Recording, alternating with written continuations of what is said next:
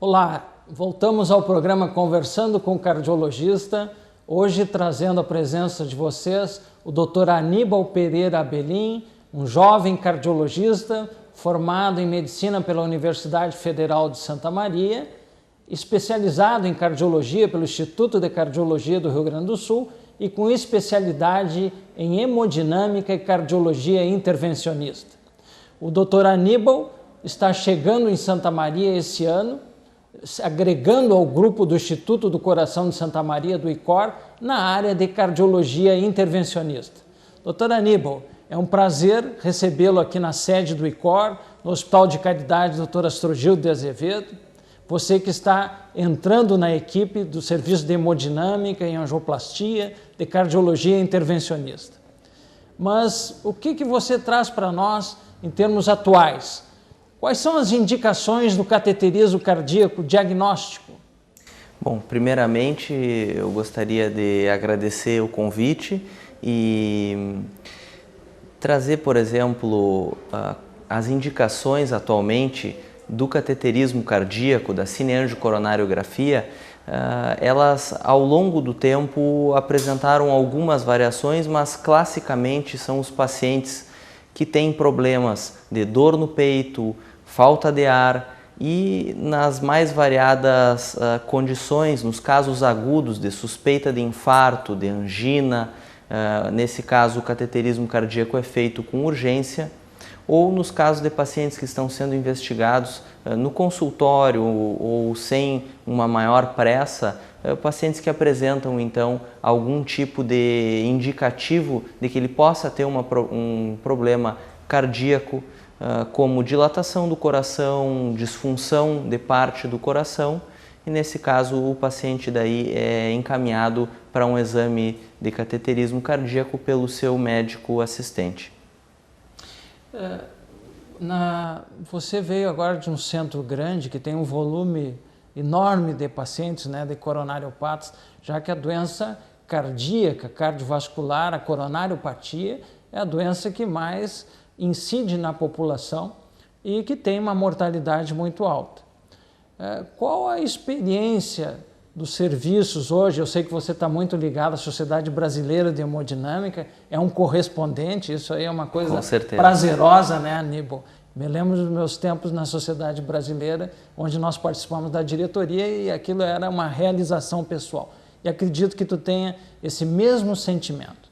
Bom, em termos de infarto agudo do miocárdio, o paciente chega no pronto-socorro do Hospital de Caridade com dor no peito, é feito um eletrocardiograma, são dosados enzimas pelo médico plantonista e é acionado o cardiologista e, na sequência, são tomadas algumas decisões. Quando entra o cardiologista intervencionista nessa situação? Bom, o cardiologista intervencionista ele serve de apoio a tanto a equipe que está atendendo, dando o primeiro atendimento ao paciente na emergência, quanto até ao cardiologista clínico que faz a primeira avaliação, porque aí reside as principais decisões no paciente mais grave ou que já se encontra no estado muito grave ou com um estado limítrofe que pode piorar rapidamente. Então o cardiologista intervencionista ou ele participa da discussão com a equipe que fez o primeiro atendimento ou a primeira avaliação para ver se tem indicação de realização de exame hemodinâmico com urgência, ou até mesmo ele vai diretamente para a sala de hemodinâmica e já recebe o paciente com todo o aparato montado para a realização de um cateterismo cardíaco com urgência, com o objetivo de salvar a vida desse paciente. Bom, e de forma eletiva, nós temos vários procedimentos dentro da cardiologia intervencionista, Então, um paciente que tenha obstrução coronariana, que tenha angina estável, que não são aquelas síndromes coronarianas agudas que tu te reportaste agora, do infarto agudo do miocárdio, da angina instável. Após esse paciente ter sido examinado pelo cardiologista e pela sua clínica, pelo seu exame físico, pelos exames funcionais, e aí nós falamos o eletrocardiograma, o teste ergométrico, cintilografia miocárdica, eco com estresse farmacológico. Esse paciente tem músculo em risco e ele é indicado para um procedimento de intervenção, para uma angioplastia coronária, para desobstrução do vaso e implante de stents. Quais são os tipos de stents hoje utilizados? Não farmacológicos e farmacológicos. Quando nós indicamos um, quando nós indicamos outro? Bom, entrando então especificamente nos stents mesmo, o stent farmacológico surgiu como uma evolução do stent não farmacológico. Então é um stent que é recoberto, eluído em droga, com o objetivo de reduzir a chance de que durante o implante do stent em que se abre a coronária, a cicatrização posterior que ocorre ao longo dos meses cause um novo estreitamento no local onde foi implantado o stent. Então, a evolução para um stent farmacológico se deu com o objetivo de reduzir essa cicatrização, essa possibilidade de ocorrer um estreitamento no local onde foi implantado o stent.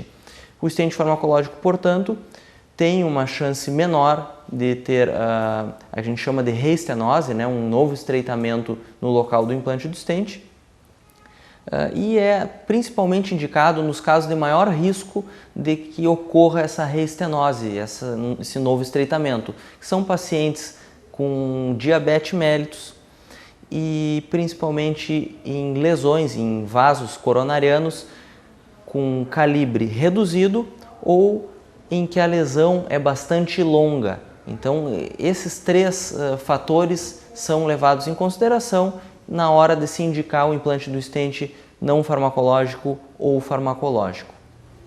Em quanto tempo essa droga que ela é embebida nesse stent farmacológico, em quanto tempo é liberada essa droga? Porque muitas vezes os pacientes nos perguntam, mas doutor, tem uma droga nessa molinha, em quanto tempo ela vai ser liberada isso aí? Porque nós sabemos que essa droga é excelente em termos de reestenose, mas ela também pode ocasionar uma trombose aguda do stent e ela precisa de medicamentos. Esse paciente tem que ficar usando uma dupla antiadesividade plaquetária por longo tempo, em torno de 1 ano, para evitar esse fenômeno. Em quanto tempo essa droga é liberada e quanto tempo nós devemos usar essa dupla terapia antiadesiva plaquetária, o AS e o clopidogrel, como muitos dos telespectadores já devem conhecer? Isso é 60 dias, 180 dias? Como é que é, Aníbal? Bom, primeiramente a liberação do fármaco, do remédio do stent, se dá em 2 fases principalmente, uma fase inicial em que há uma liberação maior num curto período de tempo e varia de stent para stent essa liberação da droga, que pode ser de poucos meses até ao próximo a 3 a 6 meses. Esse é o que se busca atualmente, que não se tenha por tanto tempo a liberação da droga, até para haver uma cicatrização e, digamos assim, uma endotelização desse stent, uma diminuição de exposição de metal na corrente sanguínea. Então, isso é uma coisa. Agora, outra coisa é o uso de medicações que reduzem esse risco, e foi estudado principalmente o uso de AS e clopidogrel. Inicialmente se utilizou por um período curto, 3 a 6 meses, o clopidogrel. Se viu daí que haveria uma chance maior de coagulação ali no local do stent com a suspensão precoce, com 3 a 6 meses no início da experiência de uso, e se estendeu daí para 1 ano. Porém, com os stents de segunda geração, com o aprimoramento das técnicas de implantação desse stent, se viu que pode ser possível, quem sabe não utilizar por 1 ano, eventualmente poderia ser utilizado por 6 meses. Isso tem sido estudado, muito debatido, tem sido motivo de estudos em todos os últimos congressos internacionais. Então, atualmente nós temos uma recomendação de 1 ano, de uso de AS e clopidogrel, o AS em princípio para o resto da vida, o clopidogrel por 1 ano, mas existem estudos testando a possibilidade de uso de apenas 6 meses do clopidogrel. Temos outras drogas também, no caso o ticagrelor e o prasugrel, que teriam um efeito similar ao clopidogrel, com algumas diferenças, sendo indicado eventualmente em alguns subgrupos. Bom, nós temos alguns outros assuntos que nós não colocamos aqui no primeiro bloco. Um deles seria o stent bioabsorvível, que está em pesquisa avançada e está para vir para o mercado. Mas nós vamos saber mais do Dr. Aníbal no próximo bloco.